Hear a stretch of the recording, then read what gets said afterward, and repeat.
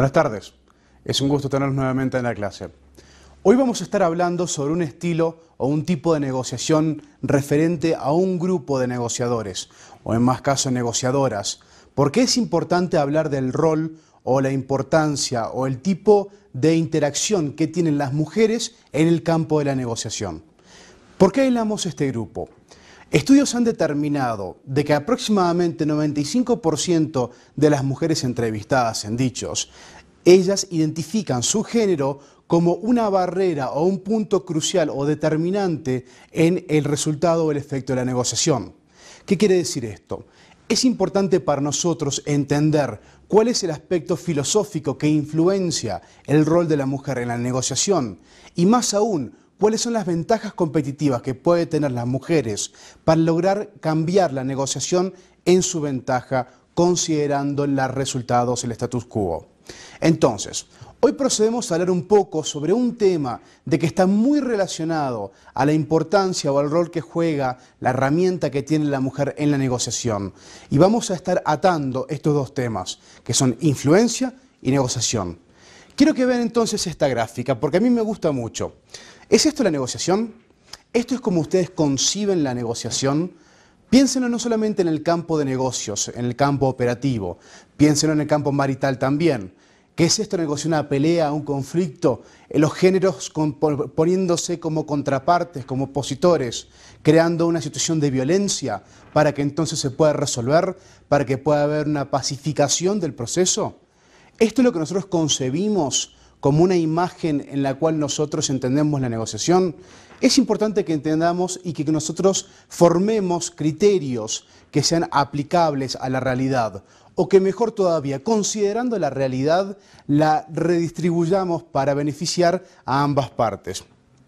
¿Qué pasa? ¿Cuál es el interés de la clase? ¿Cuál ha sido hasta ahora nuestro enfoque principal? Bueno, nuestro enfoque principal ante todo ha sido el de proyectar las diferentes ciencias, los diferentes campos de estudio que han influenciado o que han dedicadose al estudio de la negociación para entender qué tipo de rol juega en los negocios, qué tipo de rol juega en el campo empresarial, pero sobre todo cómo poder manipularlo o trabajarlo para que nos pueda beneficiar. Entonces, alguno de estos campos, alguno de estas áreas de estudio ha sido no menos que la economía, la psicología, la sociología, la política, la antropología e inclusive la matemática. El estudio de estadísticas, el estudio de probabilidades sobre el potencial resultado de una negociación es un área donde se le ha dedicado una tremenda cantidad de recursos y de esfuerzo, porque es importante entender y poder determinar proyecciones que nos den un concepto, una idea, para ver qué tan efectivo sería llevar a cabo una cierta negociación. Entonces, lo que ha dado fundamentos científicos a esta práctica no es ya un concepto teórico abstracto en la cual las facultades del individuo que está llevando la negociación es suficiente. Ahora se está fundamentando o se está apoyando la labor de este individuo, las habilidades naturales de este individuo, para entonces entender cómo esta información que hemos obtenido desde diferentes campos nos puede ayudar a fortalecernos. Aplicar esta realidad de las mujeres como negociadoras nos va a ayudar mucho más a avanzar en este campo. ¿Por qué lo decimos esto? Porque obviamente las ventajas que tienen los hombres sobre las mujeres no es requerido un estudio de campo para entender de que el simple uso de la fuerza y la coerción pueden ser suficientes para lograr en la mayoría de los casos la ventaja. Ahora quiero empezar con un pequeño ejemplo, porque para poder entender la negociación y la coerción, para poder entender la relación de este público objetivo, las mujeres, vamos a nosotros utilizar ejemplos específicos para ver qué tipo de potenciales reacciones habría. Y aquí es un ejemplo muy interesante. Usted, mujer negociadora, usted, mujer empresaria, tiene el último día de trabajo en el cual tiene que producir resultados antes de irse de vacaciones. De pronto viene su jefe y le pide que termine una cierta cantidad de trabajo extra, lo que le impediría irse de vacaciones.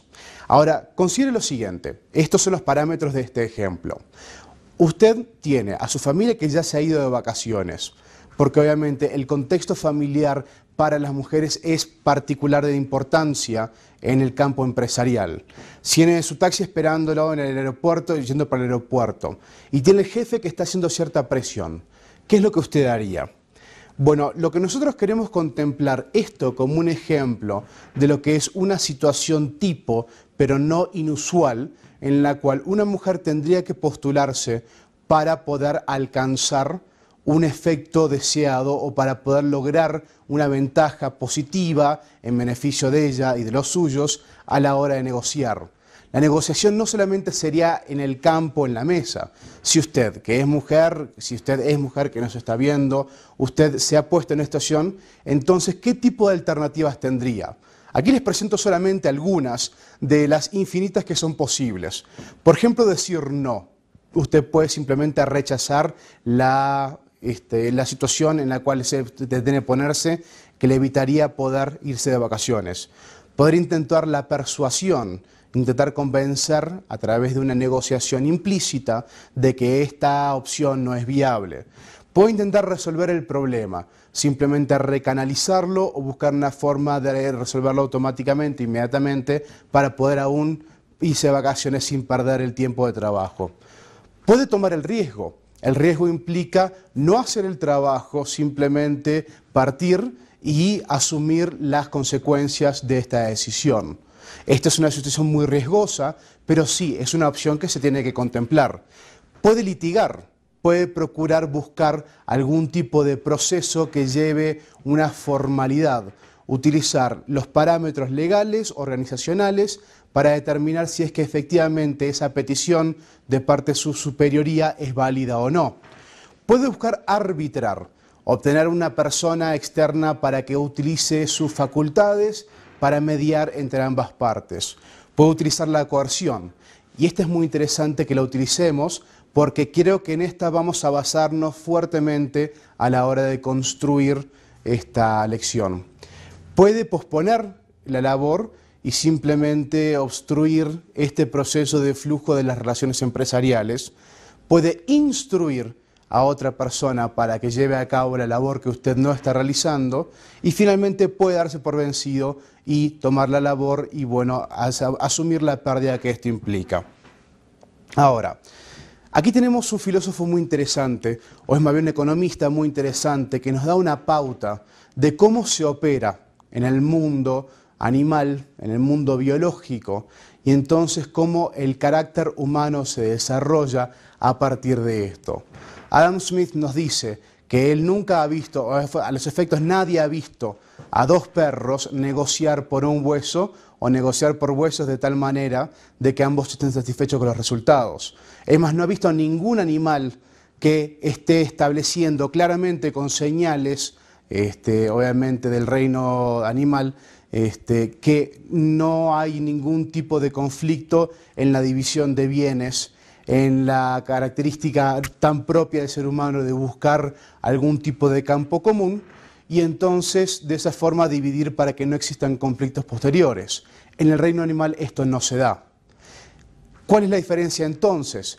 Bueno, nosotros podemos partir de la base que el ser humano en su calidad instintiva, o sea, post-instintiva, ya ha desarrollado lo que nosotros llamamos la compasión, que nuestro carácter racional tenemos el beneficio emocional, que es un carácter interesantemente que se le atribuye a la mujer, para entonces poder nosotros actuar de forma comunitaria, de forma colaborativa y no de forma competitiva, constructiva, ¿no?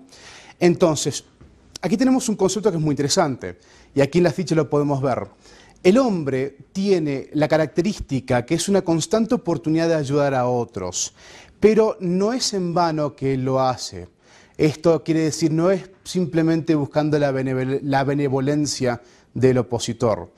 La oportunidad se logra en la negociación cuando el hombre busca esta oportunidad para influenciar la vanidad de la contraparte y de esa forma obtener que se cumpla con el interés del reactor, el interés del causante del interés. Y entonces, ¿qué quiere decir esto? Quiere decir de que obviamente nosotros tenemos una oportunidad de influenciar, de apelar a la vanidad de la contraparte para entonces obtener lo que nosotros queremos. Esto no es el espíritu altruista, esto es un espíritu más bien progresivo, cuasi darwinista, pero la idea es que simplemente nosotros utilicemos la oportunidad de apelar al interés, a las emociones, a la vanidad, a la agresividad inclusive de la contraparte para obtener nuestros beneficios. Entonces, para anclar esto al concepto anterior, bueno, queremos volver. ¿Qué es la negociación al fin y al cabo? ¿Por qué es importante este tema? Bueno, es un dame lo que yo quiero, te doy lo que tú quieres. Esto es, primero de todo, lo que significa la negociación. Más formalmente implica el proceso mediante el cual buscamos los términos para obtener lo que queremos obtener de alguien que quiere algo de nosotros. Esto simplemente implica la transacción. Y finalmente, la negociación es un proceso explícito y voluntario. Explícito porque es un proceso verbal, es un proceso que está buscado, y también voluntario porque en situaciones óptimas ambas partes entran en la negociación porque las alternativas son de inferior calidad o son contraproducentes a nuestros intereses, y entonces se entra en ese proceso de interacción en beneficio uno del otro, buscando lo que la otra parte puede ofrecer.